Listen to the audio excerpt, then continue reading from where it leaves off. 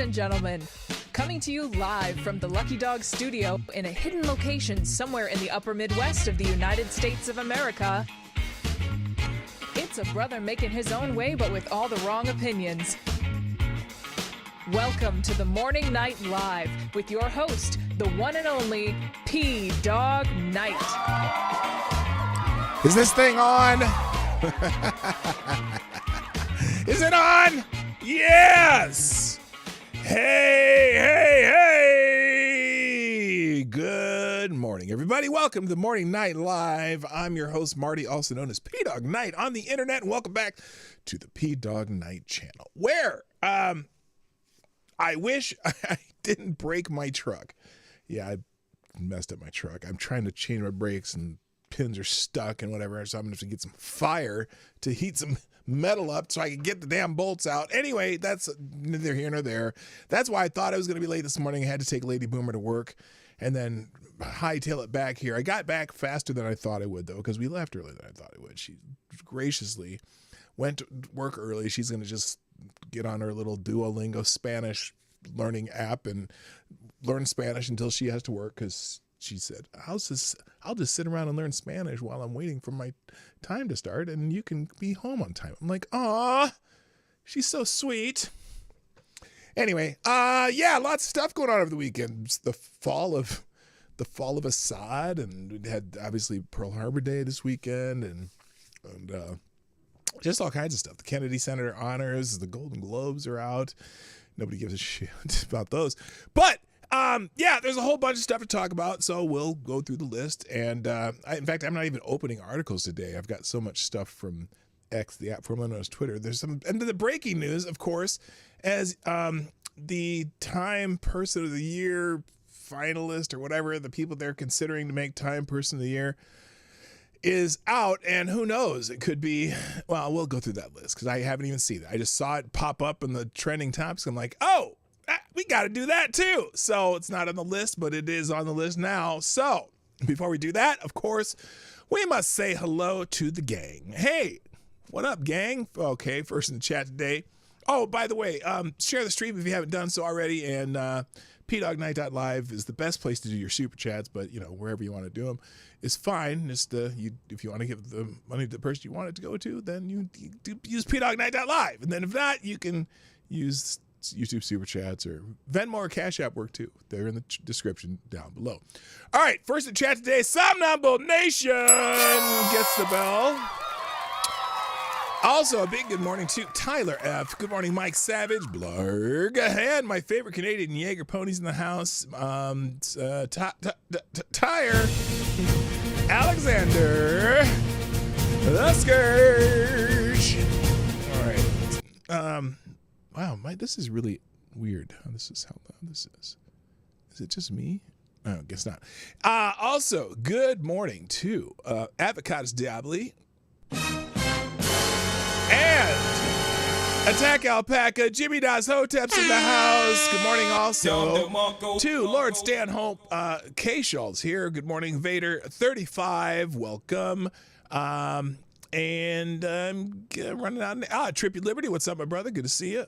Balin Bobby's in the house. Haven't seen you in a while. Okay, good to have you. And I think that's everyone in the chat so far. By the way, if you haven't hit the like button, you might as well just do it now, because then you won't forget, and get it out of the way. Today's cup of coffee is, at least the cup, is from the Camilla Grill, New Orleans, Louisiana. Nice little breakfast spot. And I'm trying to think of which side of New Orleans. It's like if I was going this way, and then it's, if from our Airbnb it's that way and that way. I think it's west, in the kind of the west end of New Orleans. We took one of those cool little trolleys they have that go all over New Orleans. Back when we went there on we went there for our 25th wedding anniversary, and had a great time. Had an Airbnb there, and it happened to be the same weekend as some big road race that was like a precursor to the Olympics. It's like a 10K race, but all the serious runners start out first, but then it turns into like a party on wheels. Well, not on wheels, on shoes. And all the rest of the runners, a lot of them wear costumes, and a lot of them, they have what's the coolest thing is our Airbnb was right on the route. And when we looked out, we all of a sudden we heard this like guy warming up guitar, like doing some guitar licks.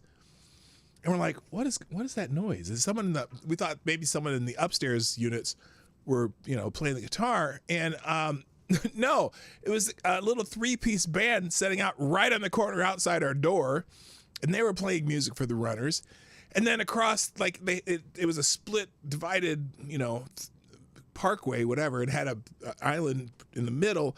And on the island in the middle, there was a guy, someone drug a piano up there, and they were having a sing-along. And then, so we go outside, and we're like watching the runners go by, and a lot of them are in these goofy costumes and stuff. And we look down the road, and there's a fire truck way down the road. And we're like, wow, what's the fire truck for? We decide, well, we're going to walk down there anyway. But the people with the piano, they were giving away beer. So like, hey, you want to, yeah, we'll take a beer. Well, free beer, right? So we grab our free beer, and we're walking down the street. And then we get down to the fire truck, and it's not a fire truck. It's a fire truck that is turned into a tap truck. So they had like 8 taps on this converted fire truck. And we're just like, okay, everyone's drinking beer and running at the same time. We don't know how they all make it, but yeah, it was cool. And then while we were there too, there's this guy that was running who had gotten injured in Afghanistan. And he had a severe brain injury. And it was the first time he had been running, again, since he was there. And he had a bunch of people around. He was the last guy it was the very last person in the race. And he was like, he's going to make it the whole damn way.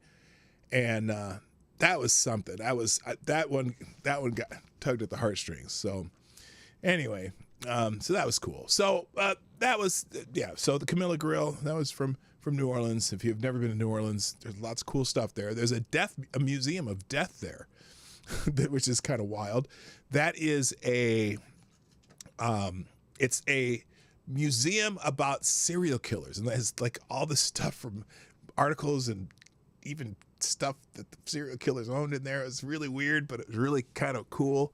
And also, the World War II Museum in New Orleans is amazing. Tom Hanks, after they did Saving Private Ryan, decided to raise funds and have this giant World War II museum. And the reason they put it in New Orleans is because the landing craft that you see from D-Day, the boats that are open and they have the ramp that folds down when they get onto the land, those were built in New Orleans. So the factory where those were built, they made this into a giant museum. It's a big 3-building museum. Lots of cool stuff there. It was just amazing. So you got to check that out. So, all right. Good morning, Frankie Della. I see you popped in too. Welcome to the show. Hit the like button, share the stream, and do feel free to sponsor the show. Oh, I got to put I'll also put the link to the P-Dog Night store where you can get the Unburdened gear, which is the new line here. Unburdened, basically just this is celebrating the inauguration. I'm going to start I got to start promoting this a little more, but January 20th, 2025, unburdened by what has been, which is I basically made this to piss off the liberals here. Let's make it so you can see the whole thing. I made it so you can piss, but there's just t-shirts and hats all in black or red, and including a hoodie. You can get the hoodie in red too, or you can change whatever colors you want these in. They can be whatever color. So anyway, there you go. So check out the Unburdened store. I ordered mine before I realized that I made a mistake in the artwork, and so mine are flawed. So I had to order 2 more. But I'm getting the classic dad hat. I'll probably get a beanie, and I got a t-shirt too. So, but if you want to piss off liberals, Nomad's in the house too. Good morning, Nomad. Stop. Hammer time. All right, let's do the thing. Let's do this thing.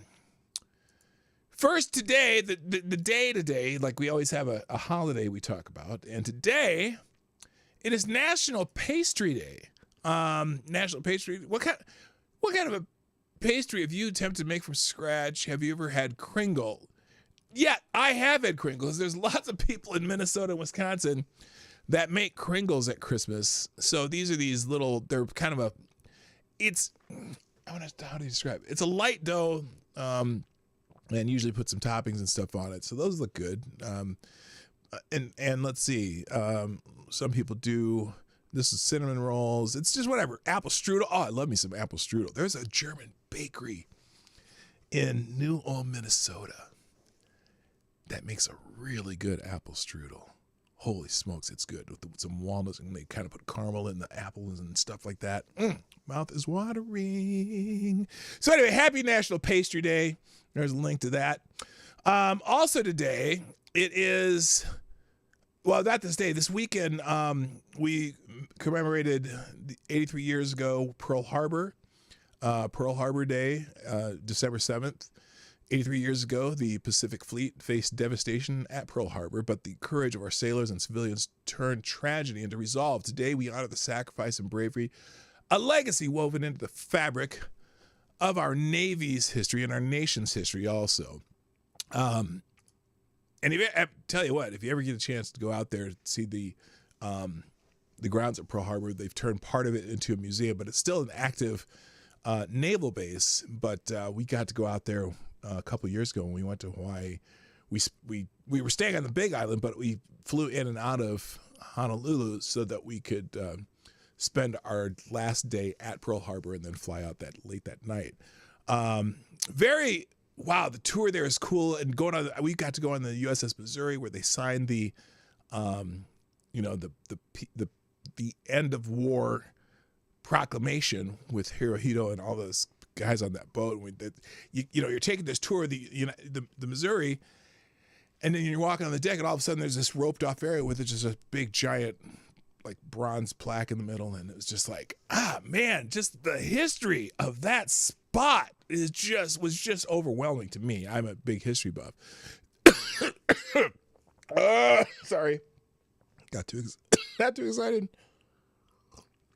Let's fix that. Holy shit, what did I do? So anyway, this was on Saturday, and apparently there are still several vets of Pearl Harbor there. And the other thing about the Arizona. So, the USS here, I don't need to play it with noise. Just some of the vets that were there for the event. And I don't think they're all in wheelchairs. I think they just put them in wheelchairs to walk them around, because all these guys are probably getting close to about 100 years old. Or, got to be.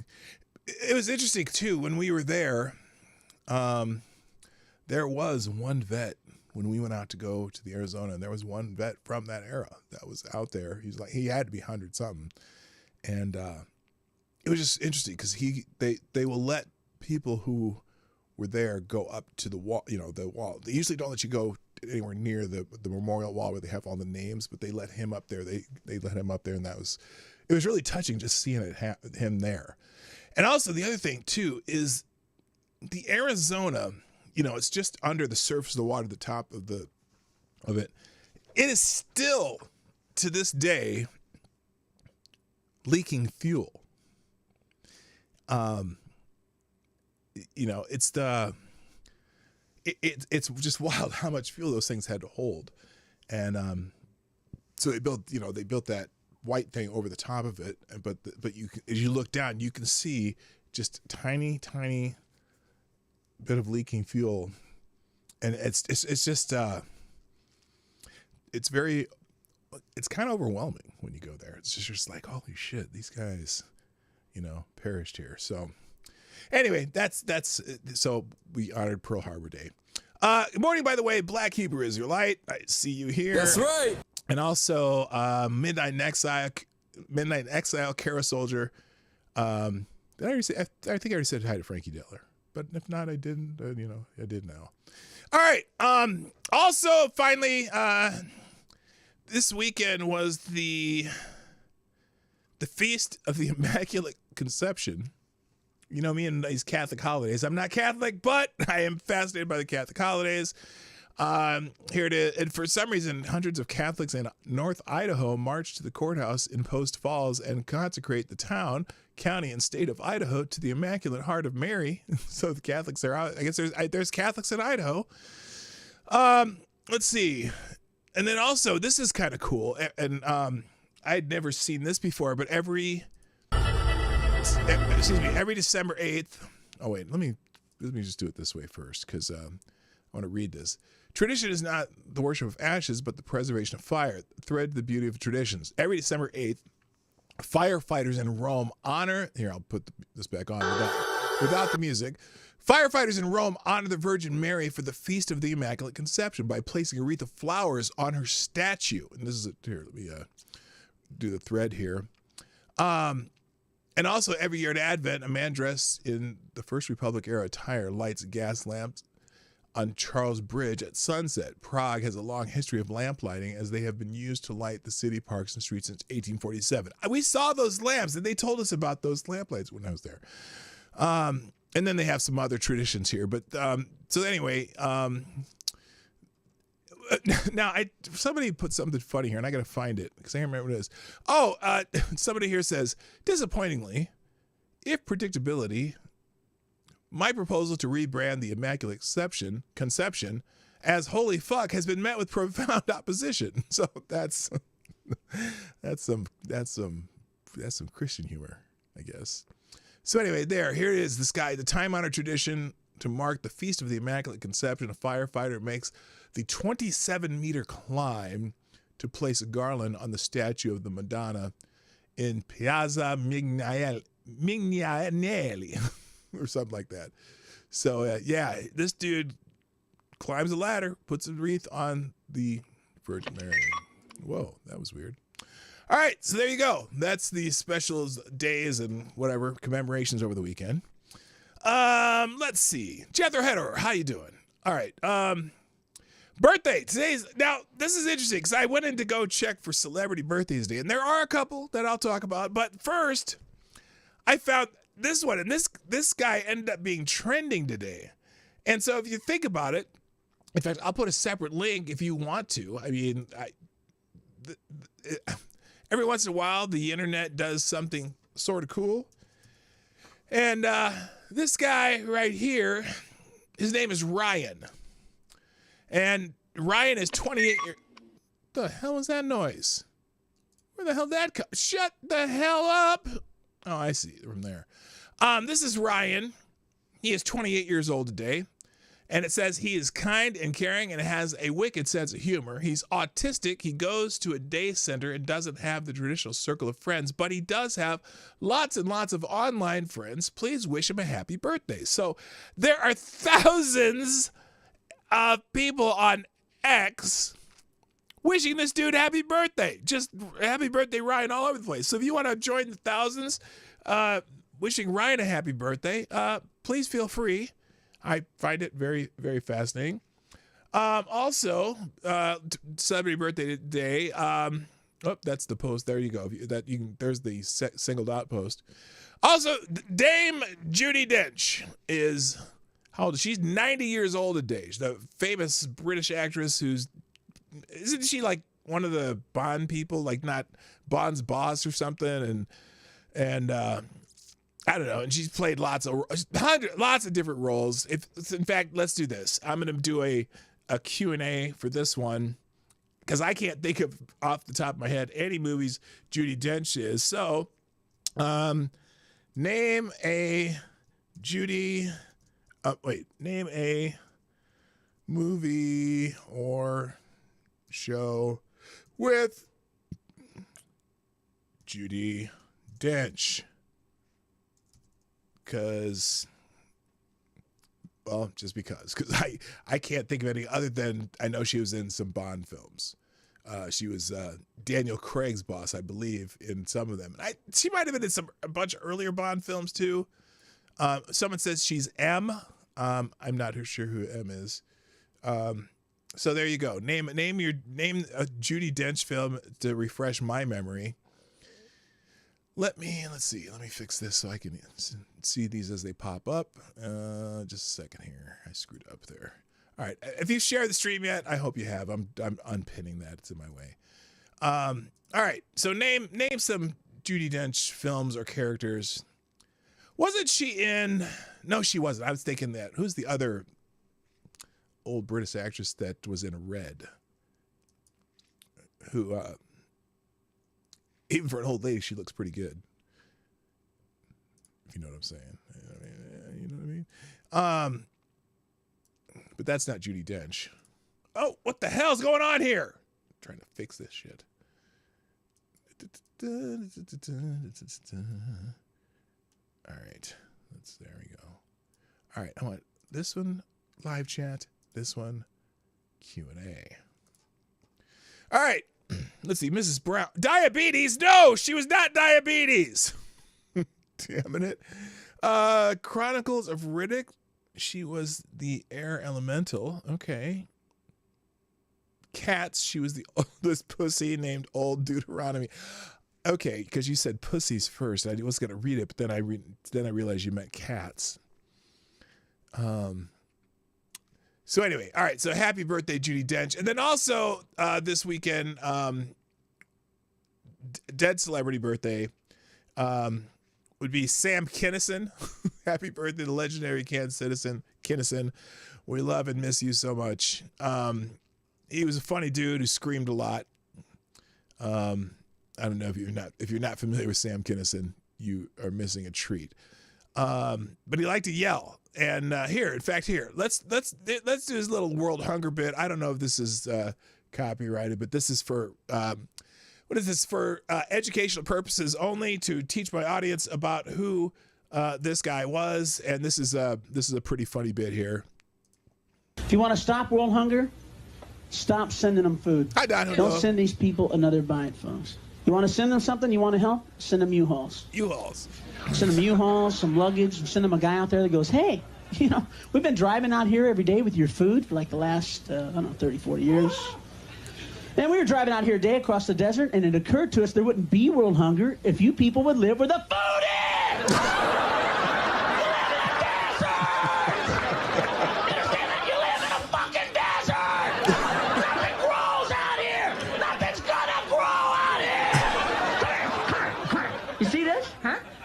This is sand. Yeah. It's sand. You know it's going to be 100 years from now, huh? It's going to be sand! You live in a fucking desert! Get your kids, get your shit. We'll make one trip. We'll take you to where the food is.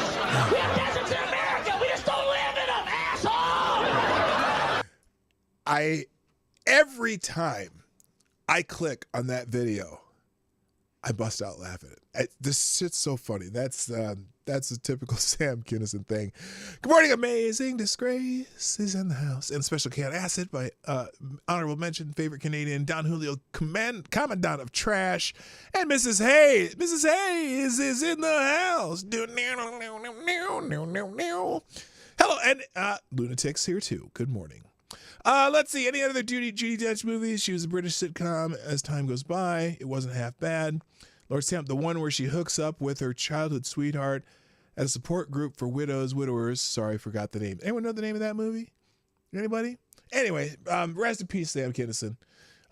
Funny as fuck.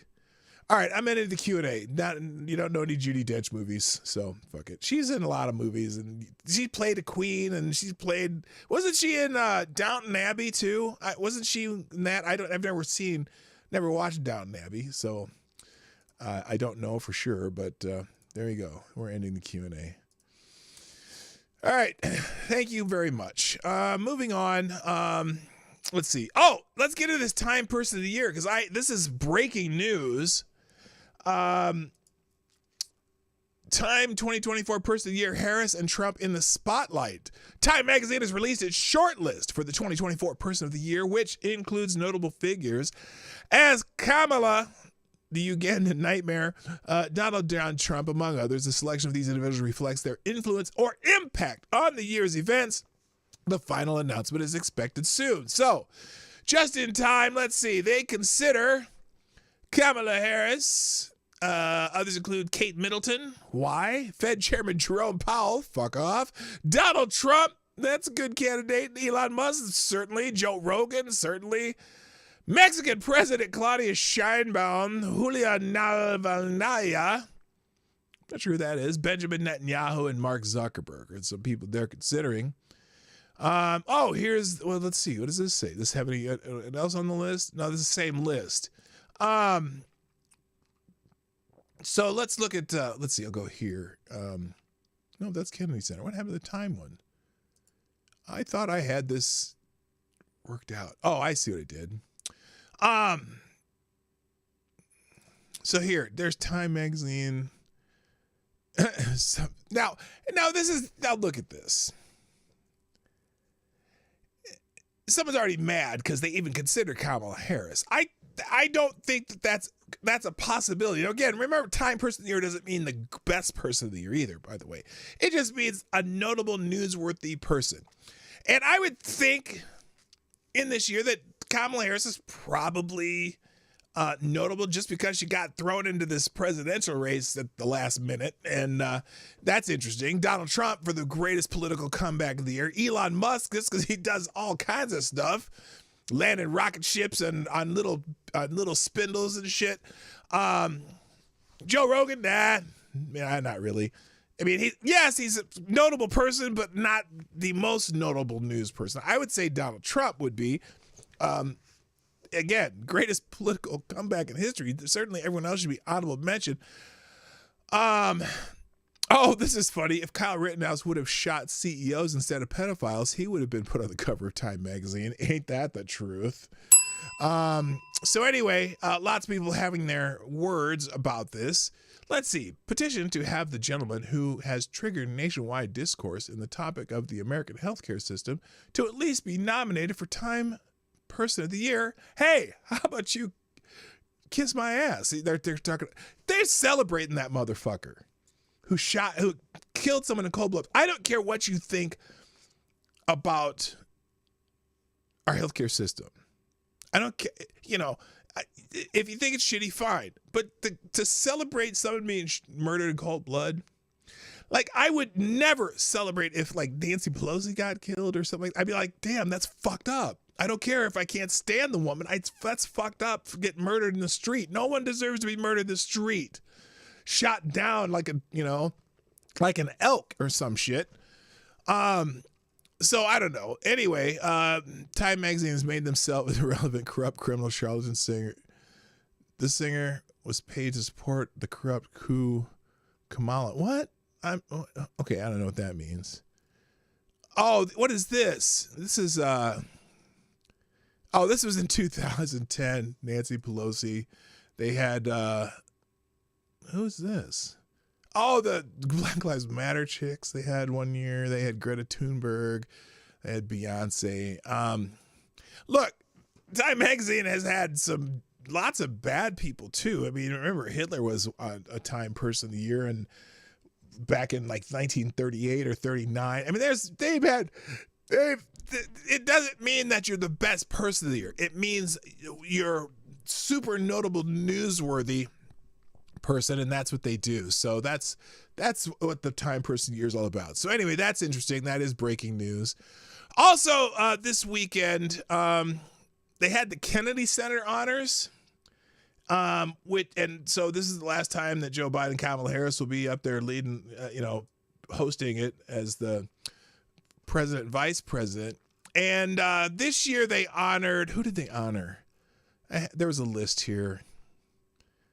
I know the Grateful Dead were honored this year at the Kennedy Center honors.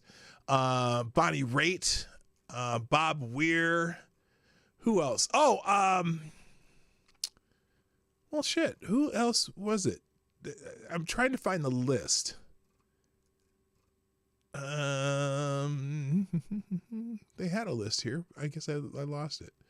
Well, here we go. Here. Anyway, the Kennedy Center honors Bonnie Raitt, Grateful Dead, in last show of Biden's term. The singer-songwriter Bonnie Raitt, filmmaker Francis Ford Coppola, jazz musician Arturo Sandoval, and the rock band The Grateful Dead were celebrated at the Kennedy Center Honors Sunday. The Kennedy Center also honored Harlem's famed Apollo Theater, the first time an institution has received what is considered the top U.S. award for achievement in the arts. The audience gave a rousing ovation to outgoing President Joe Biden, who earlier on Sunday said artists use their talents to challenge power freely and without fear. No, the Grateful Dead use their talents to travel around a lot and have people frown around and everyone get high and groove to some, chill music. That's what the Grateful Dead did. And Bonnie Raitt, kind of the same thing, although not as many people were getting high at Bonnie Raitt shows, but they're all, these are just artists that are, Sabotage is a badass trumpet player, I guess. But yeah, it's kind of a cool thing. It's the nation, the Kennedy Center honors them. I mean, Bonnie Raitt, 13 Grammy Awards, Rock and Roll Hall of Fame. She's something else. So anyway, that happened. But now the reason I brought this up, because I hate the, people sniffing their own farts on award shows and shit. But an interesting phenomenon happened at the award show. And that was when they did it. They said President Biden was introduced to a rousing amount of applause. And so this Mike Signan guy, he's one of these left-wing Democrat influencer types on X, the app formerly known as Twitter. And he's all, if he could get the mouthfeel on Joe Biden, he would. So I want to show you something, though, because I want you to watch how when they introduced it, and they did get a rousing round of applause because most of the people at the Kennedy Center Honors are probably Democrats and probably voted for Kamala Harris. But look at this introduction. Let me see if you notice something, because I want you to watch it carefully. See what happens here. Look. Okay.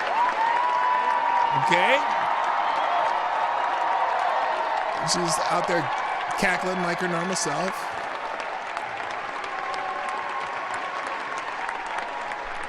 Yes, we all voted for you. Yay. Okay, now, watch carefully. And now please welcome the President of the United States and First Lady, Jill Biden.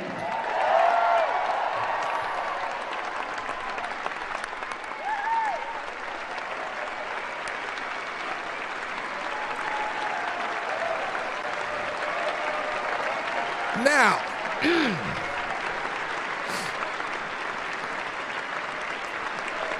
is it just me?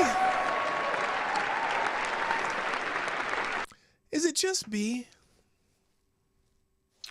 Or did Jill Biden kind of give them a kind of cold shoulder there? No, not the Sieg Heil. Jill Biden, as she walks in, doesn't even acknowledge Kamala Harris. Yeah, Midnight in Exile. That's what I'm thinking. She kind of just walked by, didn't even want to look at Kamala Harris. Now, I mentioned that on X earlier today. Like, gee, what's the vibe between Jill and the Harris and Doug Emhoff? And I was just like, that was pretty cold. I'm going to show you getting out. Watch it again now that I've said it. Now watch. Let's see. Watch their entry. Biden. Watch Jill Biden in particular. Joe doesn't really. I mean, she's like, oh, don't even want to look at you. Can't stand your ass. Now Joe is kind of there because he's just there. But notice, and look at Doug's face too. Doug clearly noticed this. The snub that Jill Biden gave to his wife, because he's not looking happy either.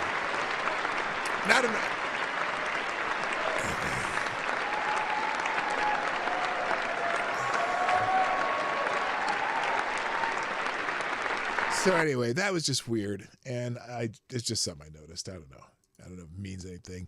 Good morning, Rick Ashbringer. How you doing? And also, who else did I just see come in? Midnight in Exile, what's up? Hey, got you. Okay, I'm there. Hello. So anyway, yeah, that was kind of weird. In fact, the New York Post seemed to notice too. Joe and Jill Biden awkwardly ignore a beaming Kamala Harris and at the Kennedy Center Honors. Lame duck President Joe Biden and First Lady Jill Biden ignored a beaming Vice President Kamala Harris, who was applauding enthusiastically for the couple as they entered the Kennedy Center Honors to a standing ovation. Awkward video shows. The Bidens didn't greet or acknowledge Harris as they entered the 47th Kennedy Center honors, as they took a spot standing right next to the vice president, her husband, second gentleman Doug Emhoff. Clips of the awkward snub quickly began circulating on X, with social media users remarking how the couple even avoided eye contact with Harris and Emhoff. And a lot of people noticing that. So yeah, it was kind of wild. It was awkward as hell. Haven't seen that before. But anyway, if you want to see pictures from the Kennedy Center Honors, I have a separate link to the page 6. Just the people were there. Queen Latifah apparently hosted it. If you're into that shit, I don't give a fuck. So, moving on. Let's see. Golden Globes. Oh, and then apparently the Golden Globes nominations are out. There you go. That's all I got to say about that. I don't care. We're coming up on let's pat ourselves on the back because we're better than you awards season. It's pretty much what it is. Oh, and also, wow. Now, look, this is going to be kind of all trending topics today because there were a lot of them. And if you want to see articles, I do have a link to my favorite aggregator in the chat, or in the links today, which I will drop in the chat at the end of the show. But herpes is trending. And now I was like, why would herpes be trending? By the way, whoever asked me about the cologne, yeah, I saw it. I got it. Thank you. It's in the. Oh, and shrapnel. How you doing? Yeah, I do have the cologne, and we'll get to that in a minute. Herpes is trending though. Now, apparently, Rosie O'Donnell, who's been bitching about the election since the election, made herpes an issue today. Let's listen to Rosie O'Donnell talk about herpes. No, I haven't been partying, but I should be. I need some cough syrup. Herpes. Well, hey everybody, it's Friday. Well, hey all day, Rosie. as my Nana would say. And your Nana would say that? Wait, what did she say? Friday what? Hey, wait, I'm going to just start over. Well, hey everybody, it's Friday all day, as my Nana would say. Oh, okay. Gotcha. And look what I have on my lip. Herpes! Everybody's been saying, you have herpes all this time, and I never had a cold sore in my life. And now I have a cold sore. Which technically cold sores are a form of herpes. So, I mean, not the, not the genital herpes, but it's a type of herpes. So she's not inaccurate. And it makes me think that perhaps this weird pimple that had a tiny little head was a cold sore too. Well, And so I talked to my doctor today, and I did a video telehealth. Okay. And they said that it's not a cold sore. It's some reaction to the sun. Now, I did sit in the sun yesterday, but I had sunscreen on. Oh, well. So I don't know. I will let you know tomorrow if I do, in fact, have herpes, as some of the taunting from the MAGA people in the last couple of weeks. That's Hasn't it how been she fun, ties ladies it and in. gentlemen, to be standing in direct opposition to everything he is and represents? Oh. And always have been. And always will be. Okay, well, there you go. So, I hate to tell her that even though it's not the type of herpes that you're thinking of, that someone says, does Rosie need to worry about herpes? Seriously? Oh, sure she does. It's not just for heterosexual couples anymore. But anyway, so that's why herpes is trending. And I hate to break it to her, but it is a form of herpes. Hello, Don't Hack Me Bro, who says the AI said she needs to put down the sushi and get another booster. Yeah, probably. So there you go. Thank you for that. I appreciate it. Okay, so that's why herpes is trending. What a great thing to be trending. Herpes. Yeah, right? Yeah, Johnny? Yeah. Shut up. Johnny, are you even doing your job today? Has anyone seen Johnny in the chat? Okay, looks like Streamlabs messed up my stuff again. Well, here, I'm going to fix something here because apparently Johnny's not working again. So, give me one moment. If you want to sponsor the show, you can do that at PreDogNight.live, which I'll just put one up here. Let's see. Let's do this one. Dun, dun, dun, dun, dun, dun. And where the hell is that? Oh, here we go. There you go. Copy. Paste. There you go. The Streamlabs Superstar sponsor link is now in the chat, and I'll pin it to the top. There you go. So, all right. Let's move on. Herpes. The word of the day is herpes. All right. Next. Axios, the online outlet, news outlet, is trending for some reason. And I think it's because the CEO of Axios is very upset. Very upset with Elon Musk. And I'm just going to play it. I haven't listened to the whole thing. I think I've seen part of this before, but this time he's at the National Press Club, because last time he was getting some kind of award, right? And he was bitching about X and Elon Musk and whatnot. Well, this time he's doing it at the National Press Club. This is Jim Vandehei getting another award at the National Press Club, bitching about X, the app formerly known as Twitter. He goes on a little rant here, so here we go. Everything we do is under fire. Oh. Elon Musk sits on Twitter every day, or X today, saying like, we are the media. You are the media. My message to Elon Musk is, bullshit. You're not the media. You having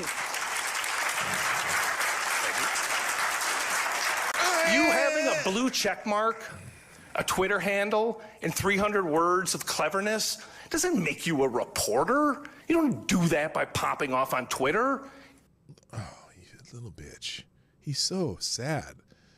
Look, there are people who use Twitter as a form of ways to get news out. We break stories on Twitter, sometimes faster than the news does. There are people who do their own journalism and put it on Twitter. There's all sorts of people who do that. And so this guy's just having a bitch fit. You don't do that by having an opinion. Why not? You do it by... What do you fuckers do? That's what you do. I mean, granted, you have you pay people and put things on organized ways and shit. Do you think the people who do the hidden camera videos and do them on X are the media? Not everybody on there is the media, but it's a form of getting information out that's often better than you assholes. Just saying. Doing the hard work.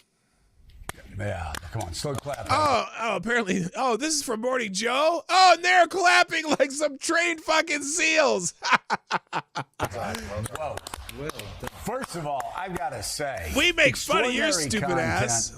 It needed to be said. Yeah. It continues to need to be said. When all of the garbage is flying around on social media. All the garbage is flying around on MSNBC, Joe. Lying about reporters. You lying about people all the time. Killing interns. Lying about the hard work they do. Lying about the hard work editors. Nobody lies about it. We just make fun of it because sometimes it sucks, Joe. Who lying about everything up and down about not only their alternative set of facts, but alternative.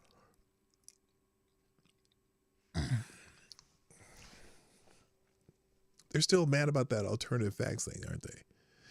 All that means is you have your set of facts, and here's the other facts that you're not talking about. That's what alternative facts mean. It doesn't mean fake news. It means other facts that you guys refuse to talk about. So a lot of people come out here and go, oh, well, I see you got about a third of the story, but this other part of the story over here that you're not talking about, well, hey, we got some information too. Let's give an example. Good morning, GDSOB. Let me give you an example. Okay. January 6th, 2021.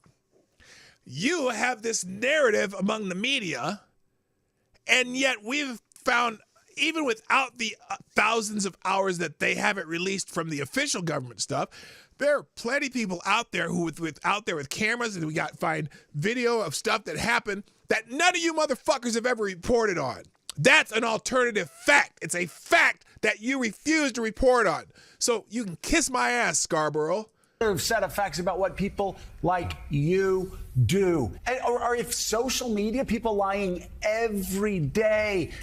Oh my God, Pot Kettle, you are on MSNBC, asshole. You guys lie every day. Oh, it's going to be Donald Trump promised a bloodbath if he doesn't win. How many times do you motherfuckers say that? Huh? Motherfucker's got me going, doesn't he? This is as bad as something Gunfox sent me. Shout out to Gunfox. Every hour, every minute about the news. What you do matters. What the New York Times does matters. No one says it doesn't, but when they don't tell the truth and we find the truth, or you spin things in a way that makes what the truth false, sometimes you got to get your ass corrected. That's why you get community noted all the time, Joe Scarborough. What the Wall Street Journal does matters. What Jonathan Lemire does matters. What the Financial Times does matters. What NBC News and MSNBC report. Fuck MSNBC. You're a propaganda network. Reporters do matters. It matters.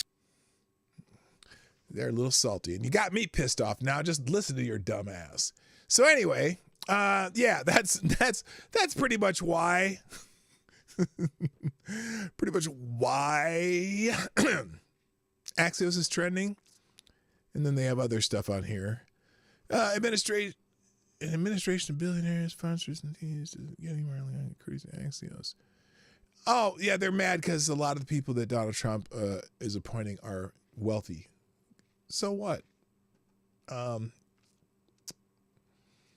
Some of them are going to be better than anything you've ever proposed. So that's why Axios is trending.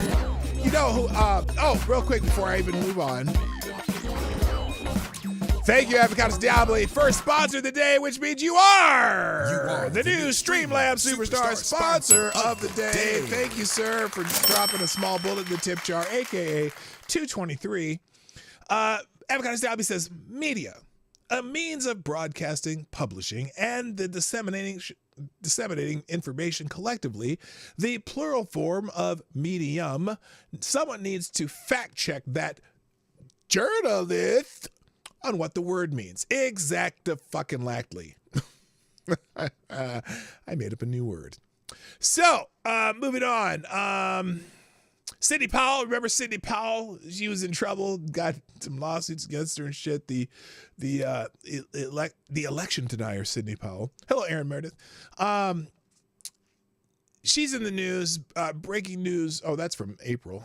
Here. So back in April,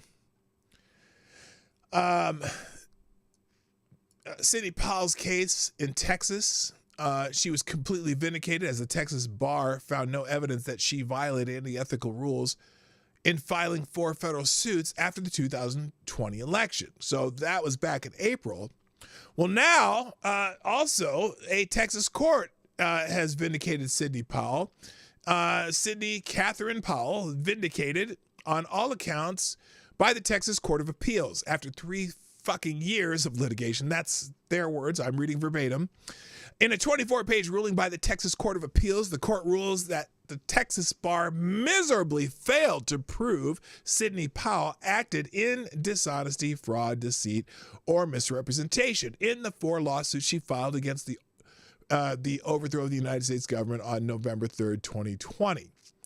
The court even caught the bar lie. The Texas bar lie because they were trying to disbar her for filing those lawsuits. By its own admission, the bar misidentified or failed to include multiple exhibits it claims to have relied on in its second amended response. B, the deficiencies go far beyond mislabeling exhibits, as in they lied their asses off. I need that Eddie Murphy clip. You lied your ass off. Here, let's do this one.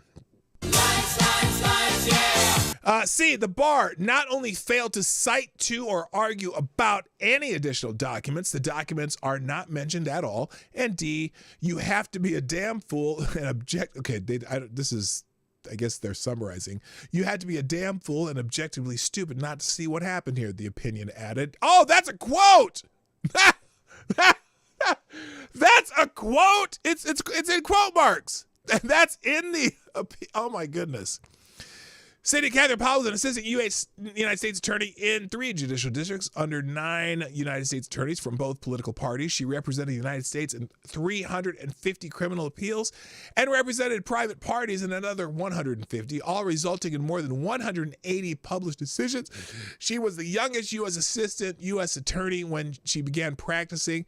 She is an elected member of the American Law Institute and the past president of the Bar Association for the 5th Federal Circuit and the American Academy of Appellate Lawyers, exposing corruption in one of the most powerful and most corrupt law enforcement agencies on the planet, the U.S. Department of Justice. Licensed to Lie is a book she prayed. Licensed to Lie is a book she prayed she would never have to write. Oh, I see what you're saying. So here, let's see what this is. Of the vote total was changed in the pre-election voting ballots that were collected digitally by using the Hammer program and a software program called Scorecard. That would have amounted to a massive change in the vote that would have gone across the country and explains a lot of what we're seeing. In addition, evidence of things like thousands of ballots moving from one state to another in the middle of there's just examples of what they tried to disbar her for because she filed these lawsuits. So anyway, Sidney Powell was right along. She spoke the truth and the left absolutely destroyed her. Someone here saying Sidney Powell's an American hero. American hero, that's tough. She's just doing her damn job. And they tried to fuck with her for something that she does for a living. She's a friggin' lawyer. So what do you expect? All right, let me take a quick second here to acknowledge some people that I appreciate, that I don't appreciate y'all, but a lot of you did the Let's Go thing today. Here we go. Jimmy Das Hotep, thank you. What the fuck is that? On the tweet of the show, Jimmy Das Hotep replied, "Let's go with this little elf-looking motherfucker." Also, thank you, Solemn Bull Nation. Auf geht's es! AKA Let's Go in German. And thank you for tweeting out the show. Trippy Liberty also, Sound Noble Nation, Scribe Light, and Swamp Fox Ghost all tweeted out the show, plus Jimmy Das Hotep tweeted out the show. So thanks, everybody. Oh, there's more. Wait. There is. Oh, and there's Mike Savage, dropped a Let's Go. Thank you, sir. And wait, they forced you out of office. Oh, they're pissed. Okay. Yeah, there's some people replying to me on that tweet about Joe Biden and whatnot.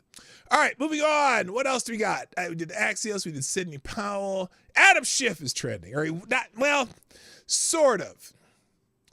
There's a couple things about Adam Schiff today. One, he's on X, the app formerly known as Twitter, saying he's defending democracy. Yes, he's defending democracy.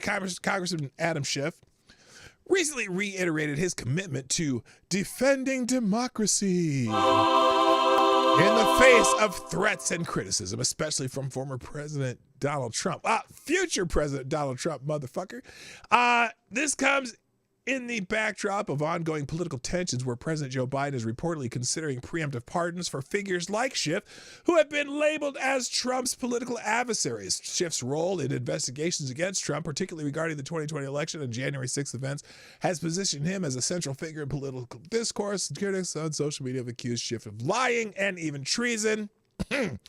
And reflecting the polarized views of his political actions. So he tweeted this little ditty out.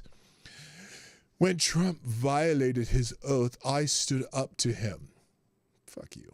When he tried to overturn the 2020 election, the January 6th committee stood in defense of our democracy. No. You were some self-serving dickbags. Threats to jail us will not deter us. Nothing will stop me from doing my duty to the American people. Well, you kind of did some duty to the American people, spelled D-O-O-D-Y. And you remember during the whole Russia thing, and you said, I have concrete evidence in this envelope. Yeah, I don't recall you ever opening that envelope, Adam. Pencil neck, dick bag, whatever. So lots of people are replying to him. Julie Kelly says J6 committee destroyed evidence, which they did. Obstructed legit investigations and suborn perjury, among other crimes. Yeah, that's the other part, man. So, all right, let's do this. I got a new Q&A because this is kind of relevant to this. Let's go. Name some people you think Joe Biden will preemptively, spelled wrong, emptive pardon. And if look at the list before you add it, because try not to repeat any of these. So there you go. That's our new Q&A for the day. Yeah, somebody was saying, why are you telling Biden to pardon you? You're scared Trump will hold you accountable for your crimes? Yeah, that could be. Righteous Crusader, President Trump didn't violate his oath to try to overturn the election. He challenged an election in court, which he is perfectly within his rights to do. You frauds on the J6 committee suppressed and deleted exculpatory evidence and should be prosecuted for your crimes. You know, I'm just saying, tick-tock, tick-tock, tick-tock bullshit. So anyway, that's one thing that's why Adam Schiff is in the news. And then also, this is interesting. Adam Schiff is won his race for the Senate in California. He's going to be the new senator from California, replacing, who's he replacing? Is he replacing? Oh, who's he replacing? I don't even know. Feinstein's dead. And who's the other senator from California? Well, anyway, he's taking office before January. Now, how's that happen? Adam Schiff to take office Monday, not in January, after Newsom makes a power play to help California. Now, when you are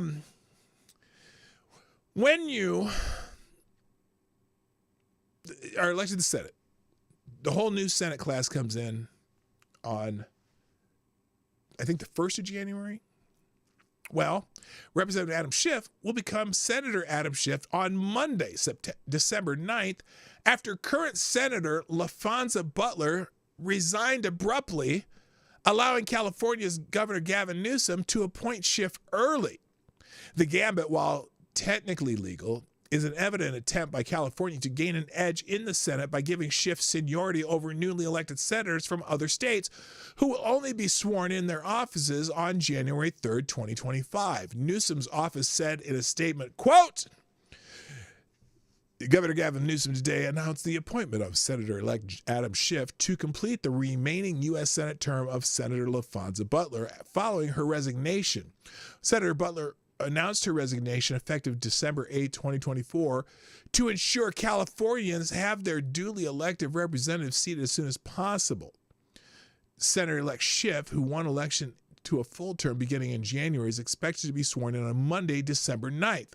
Now, this is LaFonza Butler is the person that Newsom appointed after Dianne Feinstein died in office, probably literally on the Senate floor. Not literally, but she may as well have been dead. Last year, some black Democrats were furious with him for not appointing Representative Barbara Lee, who was running for the Senate at the time against Schiff. Once again, Schiff's rise has meant that a black woman has had to step aside, which sure to raise some eyebrows. Yeah, they mad. They mad. But here's what I'm surprised is he had to have pressured her Newsom had to have pressured her to step down to get Schiff in early so he could have seniority over the other new senators coming in. Schiff was in the news Sunday for another reason. The president-elect Donald Trump told NBC News that he believes all the members of the January 6th committee, including Schiff, should be in jail for their abuses of civil liberties. Schiff responded. That's what he was responding to. So Schiff is now. This is news. I had no idea about this part though. I am questioning this next line. You'll have to tell me if this is true or not. Schiff, is deeply loathed by Republicans, including many in the Senate who voted against his effort to remove then President Donald Trump from office during the first impeachment. Is that true? Do people loathe Adam Schiff? I can't believe it. He is not particularly popular in California either, but is a very successful fundraiser and excels at political gamesmanship. Well, is he not popular in California? I mean, he won the Senate race, although they run a bunch of assholes in California, so it's hard to tell. In 2024, Schiff paid for advertising that boosted his Republican opponent, Dodger great Steve Garvey, so that he would finish second in the jungle primary and advance to the general election instead of a Democrat who might have been a stronger opponent. And that's just it. He's a slimy motherfucker. He's a slimy, but he knows how to play the game, because in California, they don't, in their primaries, they don't have a guarantee a Republican can run against a Democrat in the final vote. They have primaries that are kind of open, and whoever comes in first and second are the ones who are in the, who are in the ballot. So in California, you can have two Democrats on the ballot for senator. So what he did is he paid for a bunch of advertising for Steve Garvey, the Republican, who beat out, he came in second. And sometimes those other Democrats, if they would have come in second, they might have got all the votes of the other Democrats that didn't vote for Adam Schiff, or they would have got the Republican votes that didn't vote for Adam Schiff, plus some Democrat votes. Adam Schiff would not be the senator, but, he plays the game. So there you go. Loathe is a strong word. I am more indifferent to his continued existence. That's good, AD. That's good. All right, next. What's up next? Laura Trump is trending mainly because she's officially stepping down as the GOP co-chair. She says serving as the GOP co-chair throughout the course of the most consequential election in American history has been truly the honor of my life. At the RNC, we had three distinct goals: surpass all fundraising records, build the largest army of lawyers and poll watchers to ensure election integrity, and three, to turn out millions of Americans and low propensity voters during early voting. We accomplished all three. The job I came to do is now complete, and I intend to formally step down from the RNC at our next meeting. Thank you to our incredible team at the RNC, our amazing chairman Watley, and of course, thank you, President Trump. We are proud of you, and I am grateful you trusted me in this position. So, she did her job. Now, obviously, she's going to get a lot of criticism from the left on X. Someone here says, why are you ignoring the down ballot thefts of seats by the Democrats in California and Nevada? AS. What is AS? Arizona's AZ. AS? Alabama, Alaska, Arizona, Arkansas. Arkansas, maybe? Arkansas is AK. Alabama, Alaska, Arizona, Arkansas. That's the four A's. What's AS? Wisconsin, Michigan. Maybe, Arizona. They meant to put AZ. Anyway, lots of people on the right are thanking her for the job she did, and she did a fine job. Surprisingly, I had no idea she had the organization skills for Republicans. So that's it. Next, speaking of AZ, as in Arizona, is Arkansas AS? No, I think she's talking about the case in Alaska. Is Alaska AS? Siri, what's the 2-digit code for Alaska?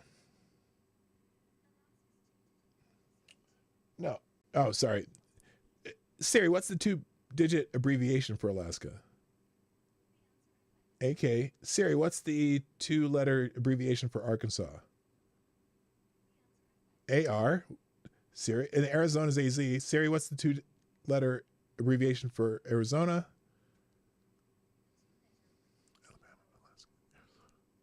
Arkansas.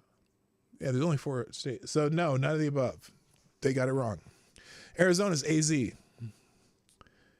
No, Alaska is AR, or excuse me, Arkansas is AR. Alaska's AK. I didn't even have to use my AK. Good morning, Robert Banks, by the way. All right. No, I just did all 4 of them. None of them are AS. I knew I was right. Okay, Jay-Z. Speaking of Z's, another Z, Jay-Z is in the news because Jay-Z maybe has some problems. He was at one too many Diddy parties, and he's being now not criminally charged, but he is being civilly sued for apparently doing something to someone underage back in whenever they were 13, a long time ago.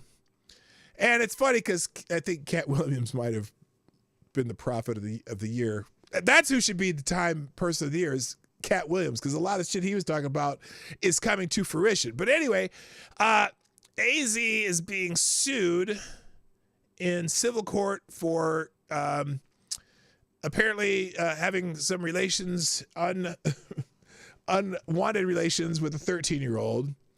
Marjorie Taylor Greene weighed in on this. As far as P. Diddy and now Jay-Z being accused of doing bad things to children, I personally believe pedophiles should receive the death penalty if found guilty.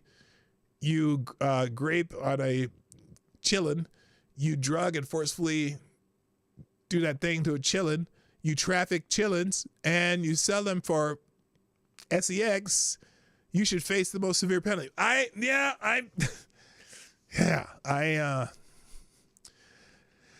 Unfortunately, this is not going to be a criminal case, though. But anyway, so you've all heard about this, right? Okay, so someone did a thread about Jay-Z that's very, very interesting. We're going to go through this one. We're going to go through it. We have time. There's lots of stuff on my list, but this one I want to go through because someone did some digging and went down the rabbit hole and whatnot, and this thread came out. So this is someone called Miss Facto who says, so I went down the rabbit hole with the whole Jay-Z and Diddy thing going on. Never thought ever that this man could be a predator, but what do I know? Crazy things that I found out, and here's the thread. Now, in an interview with Charlie Ross in 2007, Jay-Z admitted that he met Beyonce when she was just 16 years old in 1997 and started dating around 1999. 1999. Doo, doo, doo, doo. So I'm not going to play it but it's talking about how he met Beyonce, right? So then she adds, now Beyonce had a history of occasional slips, particularly when it comes to recalling her age during her first courtship. Over the years, she has mentioned being 17, 18, 19, depending on the interview. So they've got 3 examples of her not knowing how old she was when she met Jay, okay? So, but she definitely met Jay-Z when she was just 16 years old in 1997.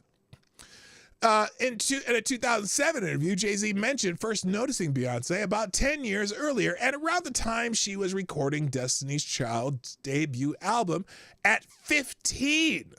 This suggests he had been aware of her or keeping an eye on her, wink, wink, since she was 15 or 16 during the time she recorded No, No, No. That was a great song, man. That was when Destiny's Child first came on scene. I was like, oh, damn. That's a fine band. Her 2008 interview with 17 magazine was another one when Beyonce revealed that Jay-Z was her first serious relationship and that she'd never lived with a man before him. She also mentioned that they began dating when she was 19 while he was 31. So that's from the interview there, but she doesn't always remember what her age was. Then it gets really creepy when in a song, Jay-Z collaborated on with Pharrell years ago. He boasts about grooming a 19-year-old girl. Many listeners listened to the lyrics, linked the lyrics to Beyonce as she was 19 when their relationship began.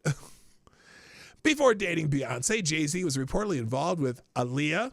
Jay-Z was born in 1969, while Aaliyah was born in 1979. Both Jay-Z and Dame Dash were linked to Aaliyah after her controversial marriage to R. Kelly, who was later exposed for his predatory behavior. Additionally, rumors circulated about Jay-Z and Foxy Brown, who was only 15 when she began working with him, adding further controversy to his early relationships. During a 2002 MTV interview, it's evidence how nervous Jay-Z was when asked how he and Beyonce met. Let's listen to this, because this is interesting. Right into how did two of the biggest names in music even meet? Well, we met a long time ago. Award shows, a lot of different. She looked a little pensive there. And at what point did the conversation come, hey, do you want to do some music? You know how people, you see each other and you respect each other's music. There's always that conversation. Yo, we got to do something. You know that. Right. The time filler. Yeah. You know what I'm saying? When that time filler turns into something real, then it's... Right into how did All right, so anyways, there's that. Then, before marrying Jay-Z, Beyonce mentioned that he played a significant role in shaping her into the woman she is. However, relying too much on a partner can create an unhealthy dependency, which can make it difficult to leave a toxic or unfaithful relationship. Because he's had some side stuff going on. How do you have side stuff when you're married to Beyonce? I mean, that's got to be some serious. Never mind, I better not say that out loud. In an interview, Bun B, that's an interesting name, who worked with Beyonce on Check on It, revealed that Jay-Z called during the video shoot and told all the men to leave the set. What does that mean? What does that mean? Hang on. Because none of us have ever really been this close to her as the full-fledged superstar that she is now. I think this is during the scene with the chairs. So it's like her and several other girls, and they all have these short skirts on or dresses, whatever, and they're all dancing seductively on the chair. They've got a leg up on the chair, so you can kind of see the thigh, and maybe a little bit of butt if you're staring hard enough. And Jay-Z called. And talked to one of her assistants. If you're studying hard enough. Anyway, that's funny. If I had to guess, it would be her cousin Angie that he would have talked to, because Angie has always been the right hand. Okay, I don't care. Let me move on. Also, Jay-Z also refused to let Beyonce perform with Sean Paul at the VMAs, being the only man on stage with B. Despite public knowledge of R. Kelly's marriage to underage Aaliyah and the 2002 leak of a tape involving minors, Jay-Z continued to collaborate with him in 2004, releasing 2 albums and going on tour together. Additionally, Nas later revealed in an interview that Jay-Z was aware that R. Kelly had minors in the studio during their time working together. Okay. So, a phobophilia seems to be a recurring pattern of behavior with Jay-Z, leading to the ongoing unwanted, forceful sexual relations and paternity suit. So, yeah, here it is. Exclusive. Sean and I did not have Sean and I did have protected sex, but the protection broke. Woman who claims she had an illegitimate son with rapper... Oh, because that's his first name. Rapper Jay-Z lays bare very intimate details about their alleged fling in a signed affidavit. And then and there's the affidavit. So anyway, so yeah, he may have jumped the gun a little bit on Beyonce, and then he has the problem with the 13-year-old, the lawsuit from up in a 13-year-old. So there you go. That's that. Let's move on. Donald Trump was on Meet the Press with Kristen Welker, who's just the most annoying interviewer on the planet. Although she was she was a little bit more respectful than she usually is in this interview. And I think part of it is because Donald Trump was being very smooth and quiet and not being too nasty with her because she wasn't being too nasty with him. But she's one of these interviewers that if she's talking to a Republican, she's constantly needling, interrupting, trying to change the subject, trying to get him to talk about what she wants to talk about. But when she interviews Democrats, she literally will ask a question and she will sit there until the Democrat is done talking. Like she won't interrupt them at all. So she had this interview with Donald Trump that made it on Meet the Press. Now, I don't know. This is fair use YouTube, fuckwads. So anyways, this Yitz Freeman has some highlights from the interview. I'm only going to do a couple of them, and you can go on here and see the rest, by the way. That's good. Psycho. She's kind of psycho. She is kind of psycho. So let's just do a couple of these, and then we're gonna go on because I'm running out of time. So anyway, today President-elect Trump sat down with NBC's Kristen Welker for 1 hour and 16 minutes. I've worked in TV and media, and I've never seen anything like it. It was a masterclass by Trump. Welker exposed herself as a complete idiot. So here are a few of the insane moments. Let's start with this one. First, what the hell is this? Welker condescends to Trump, appears to be trying to convince him to raise the minimum wage rather than asking him a question totally inappropriate. Here it is. So this is about a minute long. Give me a second here. Let's get the full screen so you can see it. Here we go. There are 20 states that still have the federal minimum wage at $7.25, and I actually have a map. 19 of these states actually voted for you, sir. Mm-hmm. And you can see it right here. I don't know if you remember this, but during the debate in 2020, I asked you if you would raise the minimum wage. You said you would consider it. And so my question for you is, now that you are... But you know what? Donald Trump doesn't raise the minimum wage. That's funny, isn't it? Donald Trump. Everything we do is under fire. Elon Musk sits on Twitter every day or X today. Wait, why is this saying funny? like? Hang on, let me kill that. Sorry.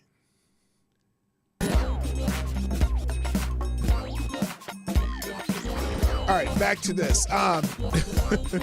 Why didn't Biden change? Yeah, right. Why didn't Biden change it? What's up, Select a Boy? How you doing? Yeah, boy. Yeah, Biden didn't change it.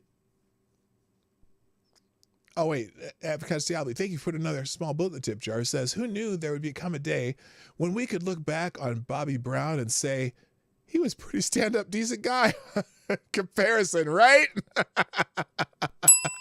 Ain't that the truth? Holy shit. Anyway, let me get back to this. All right, now we're back. Sorry about that. Here we go. Going back to the White House. Yeah. For these 19 states that voted for you, are you going to raise the federal It's a very low wage? number. Again, I will agree. It's a very low. It's not something that he can just do unilaterally. But anyway. Number. Let me give you the downside, though. Yeah. In California, they raised it up to a very high number. And your restaurants are going out of business all over the place.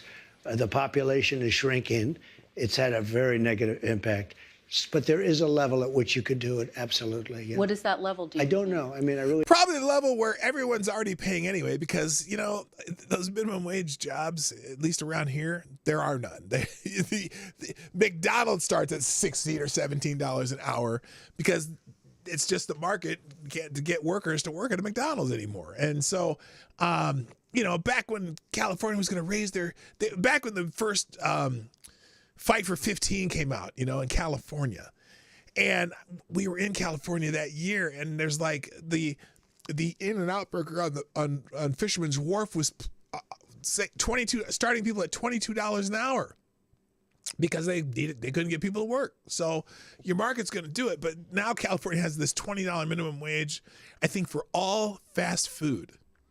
And so they're closing family style, or what is it, fast service and fast foods restaurants all over the place there. It's killing them. Anyway. We don't know. I can say this. You have a lot of businesses that are open and thriving because of the lower minimum wage.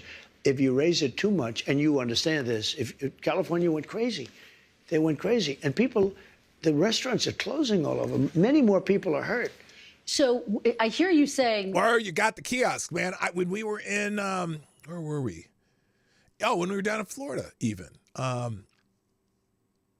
We went to a McDonald's for coffee in the morning because there was the closest place to get coffee.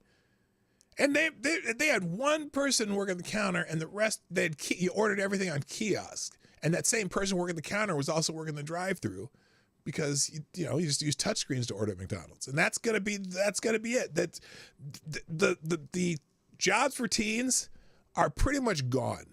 Unless they're, find some way to get an internship or something, or they work for, a landscaping company or whatever in the summer. Similarly, they could pick grapes in the summer, though. They could pick tomatoes and strawberries, though, but no kids want to do that anymore. Sort of what you said in 2020, will you consider, is this something you're going to look at? I'd want to speak to the governors. Well, and she's the other thing pushing that's very this so complicated hard. about minimum wages is places are so different. Mississippi and Alabama and great places are very different than New York or California. I mean, in terms of the cost of... there is no reason to have a national minimum wage. They're completely different places. That's why in California you're getting $22 an hour at In-N-Out Burger, but you go to a Whataburger in Texas, and they're probably paying $14 an hour. Because it's a different cost of living, the places are all different.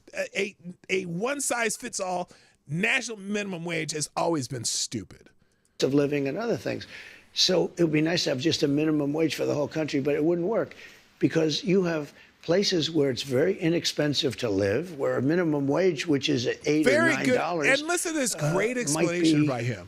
Might have very little effect because the cost of living in certain places is really low. So that's a great answer. That is a great answer by President Trump. Let's see. Welker deceptively edits U.S. Constitution. Oh, geez, because he's talking about birthright citizenship. So here we go. And here it is. She deceptively edits the U.S. Constitution. She quotes the 14th Amendment in an attempt to argue that birthright citizenship is a constitutional right. The 14th Amendment says all persons born or naturalized in the United States and subject to the jurisdiction thereof are citizens of the United States. Now the subject to the jurisdiction thereof is the key word that she leaves out. And remember why the 14th Amendment was created. The line, all persons born or naturalized in the United States, is because after the Civil War, they were trying to say that the slaves were not citizens of the United States for certain rights in the Constitution. And so the 14th Amendment was to make sure that all those slaves that were here, born here, whatever, were all considered citizens. It wasn't so that you could have someone come into the country illegal who's not under the jurisdiction of the United States. Just have someone born here and then they're a citizen. That wasn't it. So here's that little discussion that they had about that. You've promised to end birthright citizenship on day one. Is that still your plan? Yeah, absolutely. The 14th Amendment, though, says that, quote, all persons born in the United States are citizens. Can you get around? No, it doesn't say that. She's left out the other part of it. And now I think he didn't catch it when she asked this because his answer doesn't make sense either. The 14th Amendment with an executive action. We're going to have to get a change. You've promised to end birth. Okay, so we're going to have to get a change, but that jurisdiction part is one reason why I'm not a U.S. citizen, even though I was born there. Plus, I was born before automatic SSN, Social Security number. Oh, you were born in the U.S.? Before they started doing that. Yeah, because they haven't always done it that way, I don't think, as far as I know. All right, next one. Welker is an idiot. Well, that's all I got to say about that one. No, Trump makes a very simple point that while he wanted to repeal and replace Obamacare, he still run it well for the sake of the country as long as it was still in place. It goes completely over her head. She doesn't get it. It's actually hilarious to watch. This is 4 minutes long. I'm going to skip this one. But then the next one is Welker is an idiot again. Welker turns a topic literally nobody cares about. Project 2025, which is true. The only reason Project 2025 is ever brought up is because these assholes wanted to make it a scare tactic and tell people that they're going to take everything, you're not going to have any rights and this and that, blah, blah, blah, blah, blah. Again, Trump makes a simple point that it's not his program and likes some parts but not others, and Welker's brain just can't keep up. Here we go. She just keeps badgering about it, which is typical of Welker. Let's talk about Project 2025. This is the conservative policy blueprint. You disavowed it during the campaign. You called it a product of the radical right. You've said some of their ideas were abysmal. I said some of it is. Some of it is very good. Some of it's very mainstream, actually. Frankly, the Democrats should have used some of it because they went, with all the transgender that they were doing or with the men playing in women's sports. Well, if they wouldn't have done that, maybe they would have done better. Well, so you take me to my question. You're now giving people involved in Project 2025 prominent roles in your administration. So what? Are you changing your mind about Project 2025? Is this now the policy blueprint for the No, it never was. And she's going to push this whole time. Trump administration. Some people, if you take a look at the group, it was hundreds of people were involved. And I was actually, I reprimanded the whole group. I said, you shouldn't have placed this document in front of the voters because I have nothing to do with it and I'm the one that's running. You had no right to do this where you put 1,000-page document in front, and many of those things I disagree with. And also, it wasn't the Heritage Foundation that put that in front of the voters. The Heritage Foundation's been putting the policy papers out since the 80s, okay? Project 2025 was pushed out by Democrats trying to scare people. Now, many of those things I happen to agree with. Many of those things Democrats should have agreed to, and I think they would have done much better in the election because they got slaughtered. Well, I guess people see the list: Russ Vought, Brendan Carr, Peter Navarro, John Ratcliffe, Pete Hoekstra, Monica Crowley, and they think these are all of the people who were involved in or writing Project 2025. This must be a blueprint for work requirements, eliminating the Head Start program, criminal. Again, she wants to argue. She wants to make her argument. She always does this with Republicans. She has a page full of arguments that she wants to make to push on them instead of just asking a question and letting them answer. Pornography, is that what we can expect to see? I don't know how they voted. I don't know. I never spoke to them actually about it, and I purposely, and I told you, normally it would be just the opposite. I'd review every page. I purposely didn't even want to see it because when somebody like you asked me a question about Project 2025, I can honestly say I've never seen it. I have nothing to do with it. I didn't read it, but I did hear some things in there that I would totally disagree with. And I said to the people that were really the people behind it, you know who those people are, I said, you really had no right doing this to me because they used it as a soundbite, the Democrats. And I don't know, it couldn't have been too effective because they got slaughtered. But they did use it as a soundbite. But to people who see, he's bringing in all of these people from Project 2025, he must know what it is. Well, you know what? I don't know she what cannot it is. accept I his don't know answer. what it is. You still don't know but what it is? I heard All these certain people things are that I coming didn't in from like. your- And by the way, I heard certain things that are phenomenal. Okay? Like what? Like law and order. We want law and order. Okay? Little things like let's put prisoners in jail. Let's not let people come out and raid every drugstore in Manhattan so that we have to put glass up and every store is going out of business. All right, so I'm going to do one more, but there's several of these clips from it that you can see in this thread. Then, where is it? I want the one where he. Hang on.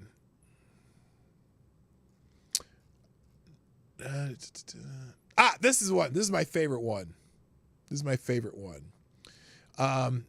Welker lectured Trump again. Welker goes back to vice president mode, trying to educate Trump about vaccines. Oh, no, that's not the one. This one right here. This is the best one. I believe it is. Let's try this one.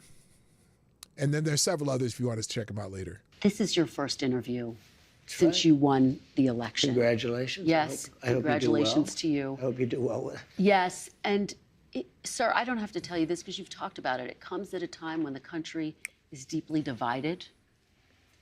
And now you're going to be leading this country for the next 4 years.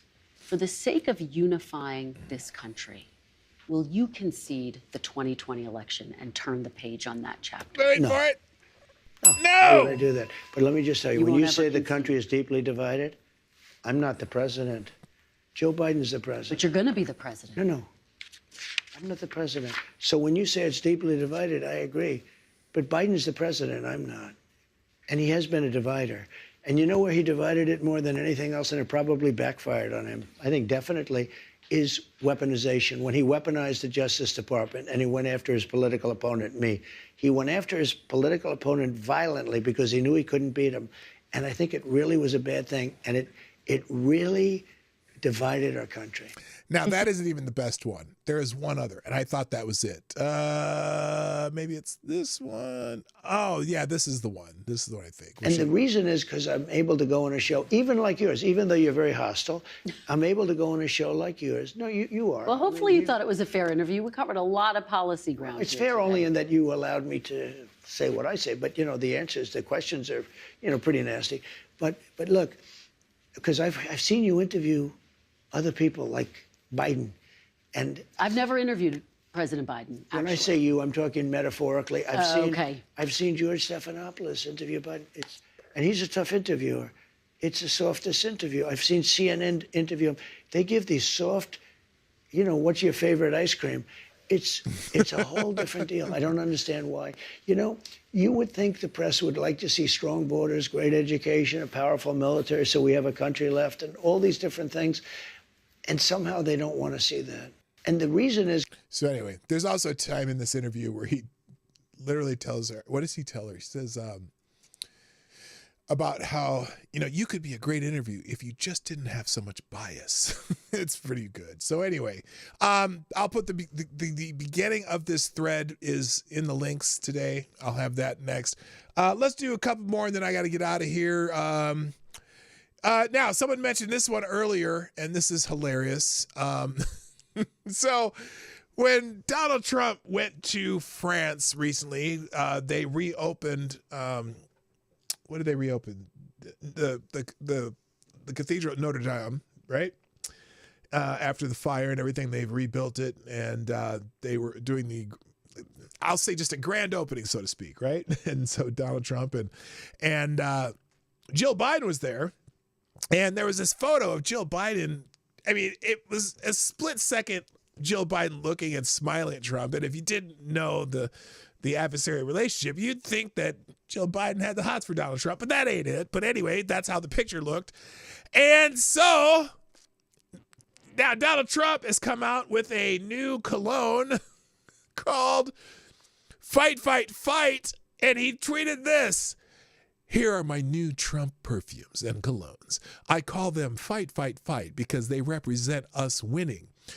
Great Christmas gift for the family. Go to gettrumpfragrances.com. Merry Christmas and Happy New Year's. And then, wait for it, a fragrance your enemies can't resist.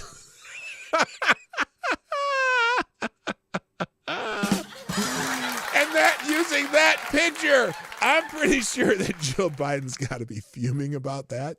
And maybe even Joe. There are some funny memes about it. I wish I could find them, but I don't have time. So anyway, that's hilarious.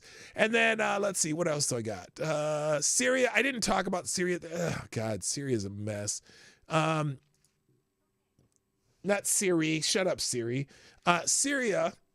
Well, so the rebels have taken over Syria. Assad fled, but the rebels basically are reiterating a new, well, let's just say terrorist organization, Het, whatever they're called. They're former Al-Qaeda and ISIS people. And now they are, I guess they're threatening Israel now. And so there's a Joe Biden here addressing the situation, revealing his support for the Syrian rebellion, focused on empowering the people to create a new regime. He also suggests sending aid to the country, just what we need. Let's listen to part of this, because this is maddening. It's also a moment of risk and uncertainty. As we all turn to the question of what comes next, the United States will work with our partners and the stakeholders in Syria to help them seize an opportunity to manage the risk. You know, for years, the main backers of Assad have been Iran, Hezbollah, and Russia. And so now, just, by the way, this whole Syria thing, it should sound familiar. because there was a country not all that long ago that had like the Russians helping control it and whatever, and they had their Russian puppet government, and then we backed a bunch of rebels to fight back with the Russians, little proxy war. We've done that before. And we got the Taliban in Afghanistan, right? And now we've done it again. Now, I'm not saying that getting rid of Russia and Iran's influence on Syria is a bad thing. But in order to do it, we've got former terrorist organizations. In fact, the leader of this organization, there's a $10 million bounty on his head by the United States. But Joe's over there talking about giving him help and whatever and getting him settled and shit. All three of them. Because all three of them are far weaker today than they were when I took office. Oh, that's great. Oh, by the way, isn't it funny, though, that because he's going to probably mention Israel, doing their part here. Remember, Israel kind of told Biden to pound sand when he tried to tell them what to do. So Israel kind of didn't do what Biden told them, but now Biden's celebrating because all those places are weakened. Largely in part due to the rebels we paid and Israel taking out Hezbollah. Why? After Hamas attacked Israel on October the 7th, 2023. Oh, breaking news. Daniel Penny found not guilty. Hello, cannibalistic wizard. Wow, that's new. You know what? Let's just go to the breaking news. You can check out these links. There's also links of the Islamist group HTS has officially taken over Syria. Earlier today, they announced Sharia law will soon be implemented. We told you so. And then also they're already capturing Christians in Syria. They're already harassing the Christians in Syria. So, yeah, guess we're going to get another Talibanistic regime in Syria. Wait, nope. What's nope? Oh. Didn't even get him on Lester. Let's just find out about Daniel Perry. And then also, I'll do this one tomorrow. This guy has a really great rant on the Department of Education. Let's see the breaking news about Daniel Penny. Daniel.